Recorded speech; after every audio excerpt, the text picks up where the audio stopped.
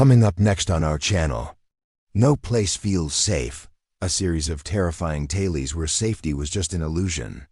Viewer discretion is advised for this episode, as some of these stories may be disturbing or too intense for younger viewers. And now, without further ado, here are 3 true stories of No Place Feels Safe. Story 1. The Dream Home. It was the home of their dreams. White picket fence, lush garden, quiet street lined with other houses that looked like they came from a picture book. The kind of neighborhood you'd raise a family in. At least that's what Jake and Amelia thought when they signed the papers for their new house. On moving day, they excitedly explored every room, imagining the future that awaited them. Their 2 kids would play in the front yard while they tended to the herb garden.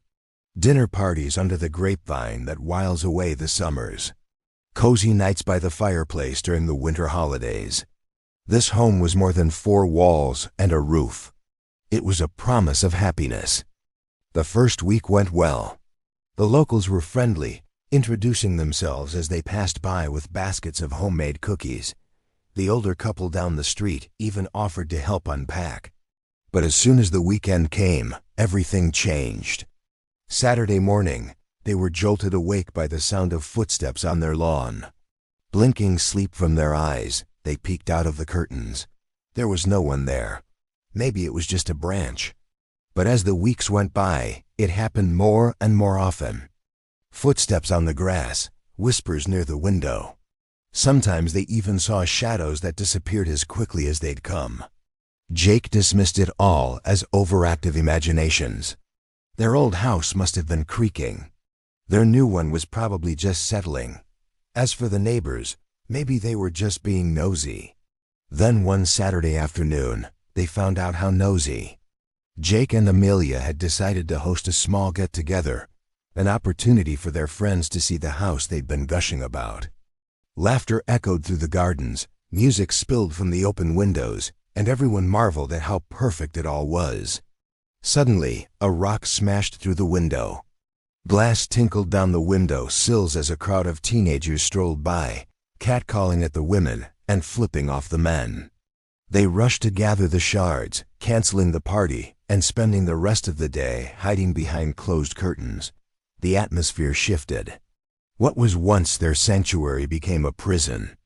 Locked doors and cameras couldn't stop the feeling that they were being watched. Every creak, every sigh, every snap was magnified, turning their home into a minefield of paranoia. The house of their dreams had become a nightmare. And the worst part, they couldn't escape it because selling it meant admitting defeat. So they stayed, trapped in their own personal hell, wondering who was out there watching them and why. Story 2. The Echo of Control.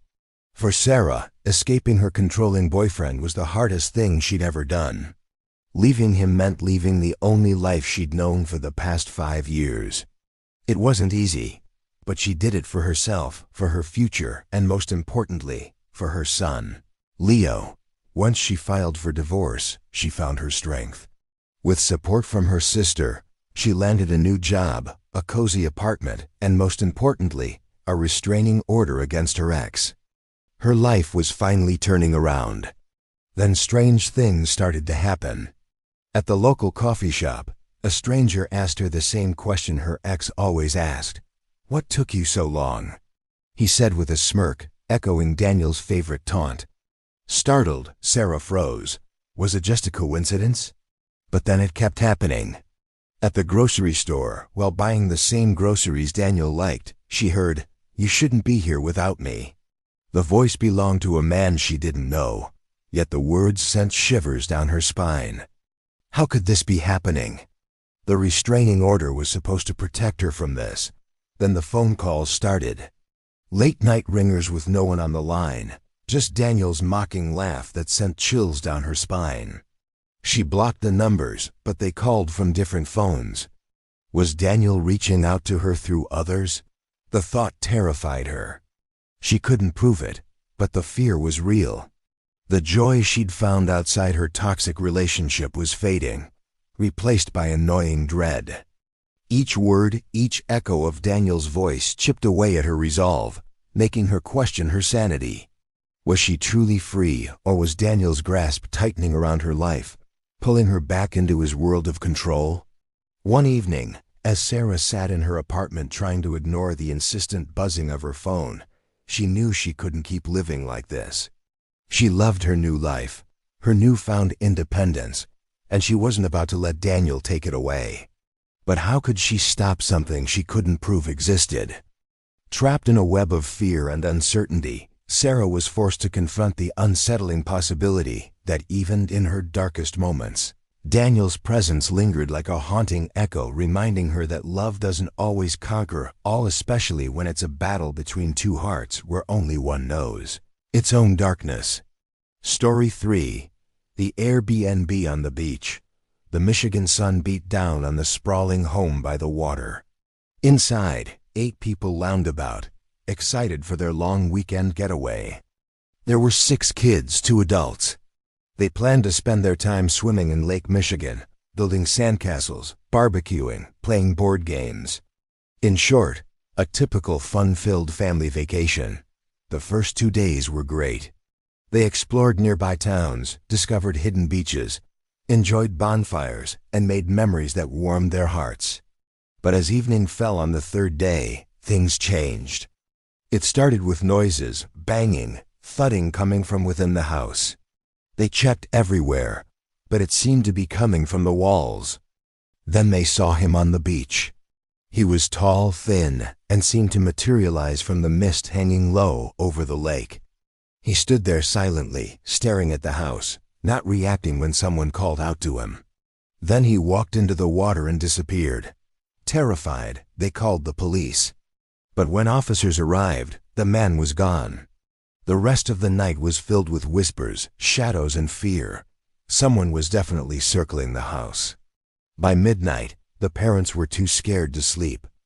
So they agreed to take turns dozing in the living room, keeping an eye out. Whoever was out there, they didn't want to risk the children waking up in the middle of the night and going to check on them. Then, bang, something heavy hit the floor above them. Racing up the stairs, they found all the kids crying. Their room was fine, but the door to the attic was wide open. They barely managed to calm the children down when another loud sound shook the house. The parents looked at each other, knowing they couldn't wait until morning. At 3 a.m, they packed bags, grabbed the kids, and fled. They didn't even wait for the sun to rise, speeding away from the house by the lake. All they could think about was getting home. Getting to a place where the fear of the unknown no longer lurked around every corner. As they drove, they wondered who the man was, why he'd been watching them. Were they being stalked by a disturbed individual? Had they trespassed on someone's land? Or was there something more sinister at play? They may never know. But what they do know is that sometimes danger can lurk in the most scenic of places, turning paradise into a nightmare. Closing 3 different places, a home, a new life, a family vacation, all shattered by fear and invasion. And the truth is, simple locks, walls, and distance can't always protect us. Because sometimes, the scariest thing isn't where you are. It's realizing you were never truly safe at all. Thank you for watching. And if you enjoyed this video, please remember to leave a like and share for more intriguing content.